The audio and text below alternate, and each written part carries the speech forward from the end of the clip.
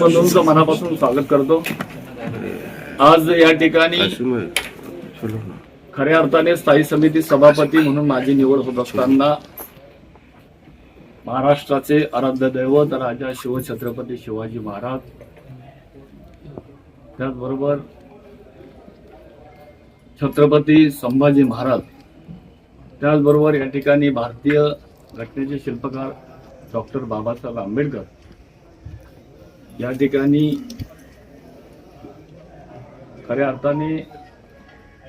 क्रांतीज्योती सावित्रीबाई फुले, क्रांतीसूर्य महात्मा ज्योतिबा फुले, राजश्री शाहू महाराज यांना त्रिवार अभिवादन करतो। खऱ्या अर्थाने आपल्या देशाचे प्रधानमंत्री आदरणीय नरेंद्रभाई मोदी साहेब, त्याचबरोबर आपल्या या महाराष्ट्र राज्याचे आपले लाडके अभ्यासू नेतृत्व मुख्यमंत्री देवेंद्र फडणवीस साहेब देवाभाऊ, त्याचबरोबर या ठिकाणी भारतीय जनता पार्टीचे प्रदेश अध्यक्ष रवींद्र चव्हाण साहेब, महाराष्ट्र राज्याचे वनमंत्री,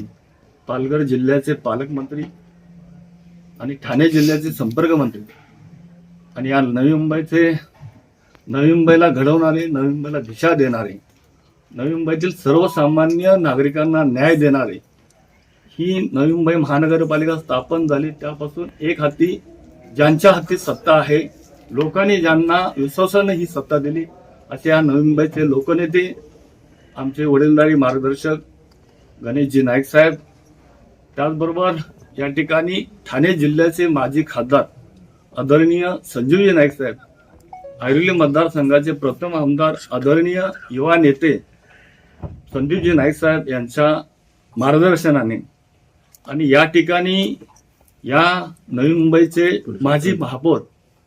आणि आता सध्या सभागृह आमचे सभागृह नेते आणि या नवी मुंबईचे युवा नेते आदरणीय सागरजी नाईक साहेब यांच्या सहकार्याने, त्याचबरोबर या ठिकाणी या नवी मुंबईचे सन्माननीय महापौर महोदया, सन्माननीय उपमहापौर साहेब, त्याचबरोबर या ठिकाणी सन्माननीय सर्व सभागृहातील सदस्या,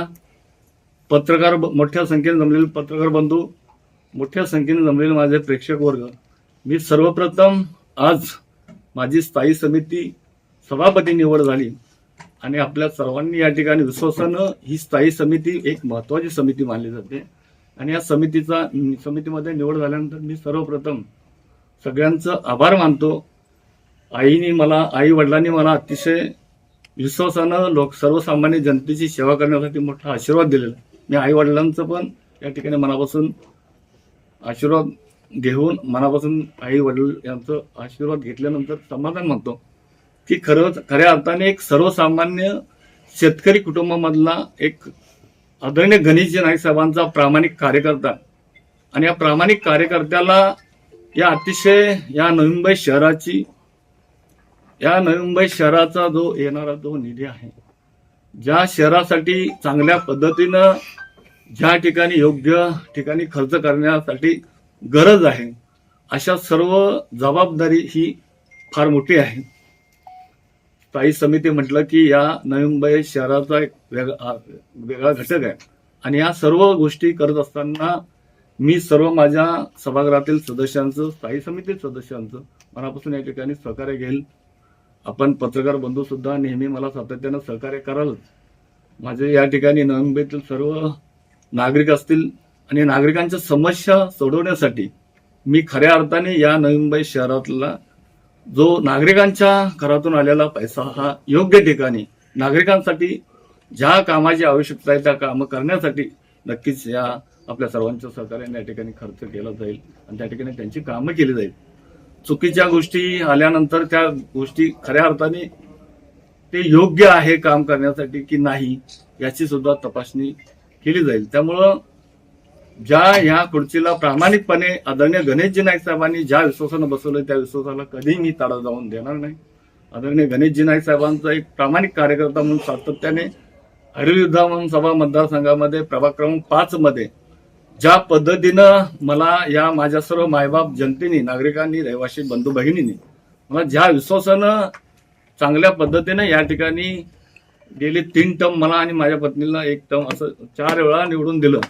ज्या विश्वासानं निवडून दिलं त्या विश्वासाला मी कधी तोड जाऊन देणार नाही. नवी मुंबई शहरामधल्या सर्व नागरिकांची कामं करण्याकरता मी कटिबद्ध राहील, प्रामाणिकपणे काम करेल, प्रभावीपणे काम करेल, यामध्ये कुठलीही शंका नाही. आपण आजच्या या दिवसामध्ये सर्वांचं मनापासून आभार मानतो, अभिनंदन करतो आणि याच्या ठिकाणी आज खऱ्या अर्थाने मला अतिशय आणि माझ्या परिवाराला आणि माझ्या आई वडिलांनी दिलेल्या आशीर्वादाला खऱ्या अर्थाने न्याय मिळाला. आणि दादा हे नाईक साहेब हे आमचे सर्वांचे या नवी मुंबई शहराची दिशा देणारे, नवी मुंबई घडवणारे आणि सर्वसामान्य जनतेला सोबत घेऊन जाणारे नेते आहेत. त्यामुळे दादांचं आणि सर्वांचं मनापासून आभार मानतो. धन्यवाद.